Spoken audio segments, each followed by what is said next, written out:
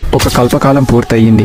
మరొక కల్పకాలం మొదలయ్యేలోపు బ్రహ్మదేవునికి ఆవలింత వస్తుంది. ఆ ఆవలింతలోంచి వేదాలు బయటపడతాయి. బ్రహ్మదేవుడు నిద్రలో ఉండగా ఆ వేదాలను హయగ్రీవుడు దొంగలించి సముద్రం లోపలికి వెళ్లి దాక్కుంటాడు. సముద్రం లోపల ఉన్న ఆ వేదాలను తిరిగి తెచ్చేందుకు విష్ణువు మత్స్య అవతారం ఎత్తుతాడు. ఆ వేదాలలోనే మనుషులు ఎలా ధర్మంగా ఉండాలి అనే వివరాలు ఉంటాయి. మను అనే విష్ణు భక్తుడికి మత్స్య అవతారంలో ఉన్న విష్ణువు దర్శనమిస్తాడు. ఈ అవతారంలో దర్శనమిచ్చారేంటి అని మను అడుగుతాడు. అప్పుడు విష్ణువు కొత్త కలాపం మొదలయ్యే సమయం వచ్చింది. మరో 7 రోజులలో ఈ ప్రస్తుత కల్పకాలం పూర్తవుతుంది. దానివల్ల ఈ భూమి మీద ఉన్నవన్నీ ప్రళయంలో కొట్టుకుపోతాయి. కాబట్టి సరిగ్గా 7 రోజులలో భీకరమైన వర్షాలు మరియు భయంకరమైన వరదలు వస్తాయి. నువ్వు సప్త ఋషులను మరియు ఆహార విత్తనాలను, ఔషధ మొక్కలను సేకరించి ఒక పడవలో ఉంచమని చెప్తాడు. చెప్పినట్టే 7వ రోజు వరదలు వస్తాయి. అప్పుడు మను సప్త ఋషులతో పడవలో వెళ్తున్నప్పుడు రాకాసి అలలు వాళ్ళ పడవను ధ్వంసం చేసే టైంకి మత్స్య అవతారంలో ఉన్న విష్ణువు వాటికి అడ్డుగా ఉంటాడు. ఆదిశేషు ఆ పడవకి విష్ణువుకి మధ్య ఒక తాడులా పనిచేస్తాడు. ఆ భయం